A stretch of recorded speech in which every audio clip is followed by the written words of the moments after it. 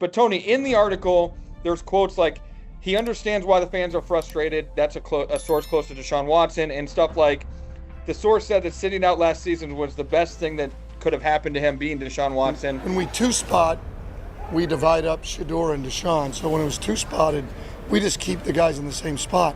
Actually, Shedeur took the first team reps the rest of practice. The Cleveland Browns just opened OTAs, and somehow the biggest story already feels bigger than football itself. Before a single preseason snap, before training camp even fully ramps up, the entire conversation around this team has turned into one question again. Who is really going to be QB1? And now, after weeks of rumors, insider reports, and subtle comments from people around the organization, it feels like the answer is starting to come into focus, whether Browns fans like it or not. Because when OTA started this week, all eyes immediately went to the quarterback room. Not the defense, not the new system, not the rookies. Everybody wanted to know one thing: who's getting the first team reps, who looks comfortable, and who the coaching staff seems to trust the most. And then, the noise around Deshaun Watson got even louder after former NFL star LeSean McCoy publicly said players inside the Browns organization are telling him Watson looks good and is expected to start. That changed the energy instantly. By the Browns by the Browns to start conditioning people that this is a very real thing that could be happening here. That Deshaun Watson could pull a Lazarus and rise from the dead and be the starting quarterback for the Browns, or at least compete for the starting quarterback. This stopped feeling like random off-season speculation the moment McCoy attached his name to it. He didn't say maybe, he didn't say I think, he said he's hearing from players that Watson is rolling right now and that he expects him to be the starter. Those comments exploded because Browns fans are already emotionally exhausted from this entire quarterback situation. They've heard every possible narrative over the last few years. Watson is washed, Watson just needs time, Watson is rusty, Watson is back. Watson finally looks healthy. At this point, nobody knows what to believe anymore. But OTAs always reveal something important about NFL teams. Not because practices themselves mean everything, but because of how organizations behave during them. Coaches can say open competition all they want publicly, but the reps usually tell the truth. Who gets first team snaps? Who gets pulled aside for longer conversations? Who are veterans responding to naturally? Those little details matter more than any press conference quote. Nothing's really changed. I mean, we're going to rotate those guys and play the best player. And that's why Browns fans are paying attention to every single report coming out of Berea right now. Todd Monken has repeatedly said this quarterback battle is open. He's been careful with his wording every time he's addressed the media. He's talked about competition. He's talked about earning opportunities. He's talked about letting things play out naturally. But at the same time, multiple reports from around the league continue pointing toward Watson having the inside track. It's not just McCoy either. NFL insiders, local reporters, and analysts have all hinted at the same thing for weeks now. There's clearly momentum building around Watson reclaiming the starting role. Now, whether that's truly because he's dominating or because the Browns desperately need this to work is where the real debate starts. Shedeur is one of the most immensely popular athletes who I've ever seen come to town. For sure. All right. It's incredible. And it goes beyond Cleveland Browns fans. The whole Colorado contingent is following the Cleveland Browns because of him. Because let's be honest here, Cleveland did not bring in Deshaun Watson to eventually become a backup quarterback story. This franchise invested everything into him. Massive guaranteed money, draft picks, public backlash, organizational pressure. The Browns tied their future to Watson the moment they made that trade. And ever since then, they've been trying to prove the gamble wasn't a disaster. That's why this OTA storyline feels bigger than a normal quarterback competition. It's connected directly to the legacy of the entire front office. The Browns know people are watching this closely. Every throw Watson makes in practice will be analyzed. Every report about chemistry with receivers becomes headline material. Every clip on social media instantly turns into evidence for one side of the argument or the other. And honestly, Cleveland created this environment themselves. When you make a move that controversial and that expensive, the scrutiny never goes away. Again, I shouldn't say surprised. I think more people would be surprised. Deshaun's athleticism shows up. Obviously, he's had that, but he's had his injuries that have set him back. So, but that's been, I wouldn't say a surprise, but it's exciting to see. It's a weapon for him. It's one of his superpowers is athleticism. What makes this even more complicated is the actual quarterback room itself. Watson isn't competing against established veterans with years of starting success. He's surrounded by young quarterbacks still trying to prove they belong in the league long term. That changes the dynamic completely. Coaches naturally lean toward experience, especially early in the offseason when practices are more mental than physical. And that's something fans sometimes overlook during OTAs. A veteran quarterback can separate himself in meetings before the ball is even snapped. Coaches evaluate command of the offense, communication, timing, leadership, and understanding of protections. Those things matter heavily during off-season work. A younger quarterback might have more upside physically, but if the veteran processes information faster and controls the offense better, coaches notice immediately. This is where it gets dangerous, because Browns fans are already turning this into a war between narratives instead of a football evaluation. Some fans are rooting for Watson to fail because they never wanted the organization tied to him in the first place. Others believe if he's the best quarterback available, then emotions shouldn't matter. And somewhere in the middle are fans who simply want stability for once. They're tired of quarterback controversies defining every offseason, but Cleveland keeps finding itself back in the same cycle. That's part of why this situation feels familiar. Browns fans have lived through this over and over again. Brady Quinn,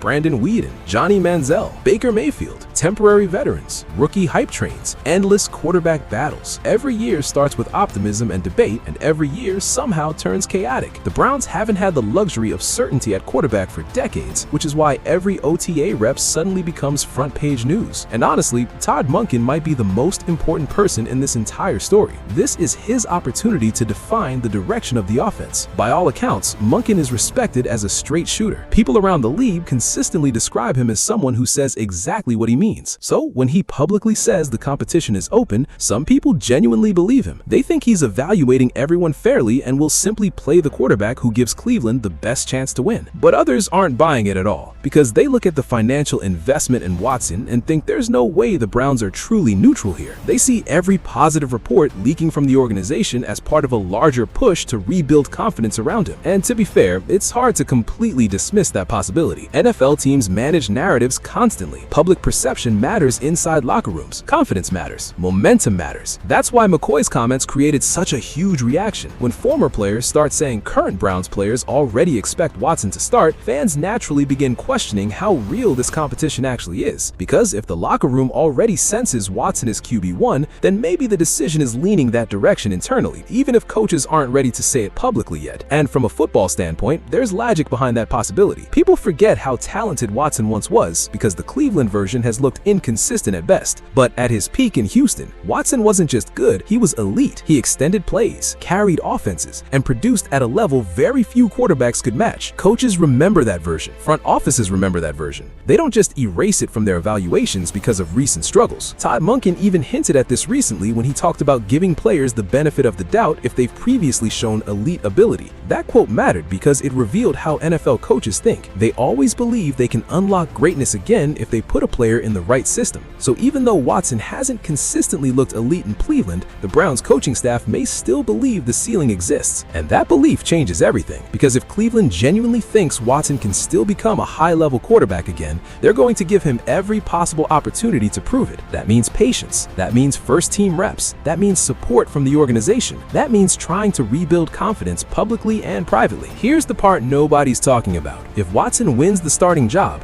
the pressure on the Browns immediately becomes enormous, not just because fans expect wins, but because Cleveland would essentially be confirming they still believe the entire Watson experiment can succeed. And if he struggles again after being handed QB1, the backlash won't just hit Watson, it'll hit ownership, the front office, and everyone who defended the move from the beginning. That's why this OTA period matters so much emotionally around the team. Every positive report about Watson raises expectations. Every insider comment fuels debate. Every practice rep becomes part of a larger conversation about whether the Browns are finally moving forward or simply repeating the same mistake again. And then there's the younger quarterbacks watching all of this unfold around them. This is where young players usually make a mistake. They start trying too hard to force the issue instead of letting development happen naturally. Young quarterbacks know when the spotlight is on them. They know every throw is being evaluated. Sometimes that pressure creates bad habits. They begin overthinking reads, pressing for big plays, and trying to win the job immediately instead of steadily improving. Meanwhile, the veteran quarterback benefits from from familiarity and trust. That doesn't guarantee Watson keeps the job, but it explains why he may have an early edge during OTAs. Coaches value reliability early in the offseason because the offense itself is still being installed. Younger players often catch up later once live action speeds everything up. That's why some people inside the organization are preaching patience before declaring winners or losers after a few OTA practices. Still, fans don't want patience anymore. They want answers. And honestly, Browns fans deserve some clarity after everything they've been through. This franchise has spent years promising stability while constantly operating in chaos. Every season becomes another emotional roller coaster at quarterback. So naturally, fans are skeptical when they hear glowing reports about Watson again. They've heard positive offseason stories before. They want proof on Sundays now. That skepticism is completely understandable because the truth is, Watson hasn't consistently earned blind trust in Cleveland yet. Injuries have interrupted momentum. Performances have been uneven. The offense hasn't looked dominant with him the way many expected when the trade first happened. Every season, there's been another explanation for why things didn't fully click. Now, the Browns are hoping a new coaching voice changes everything. Todd Monken's system could absolutely help Watson. A fresh approach matters sometimes. Different concepts, different communication,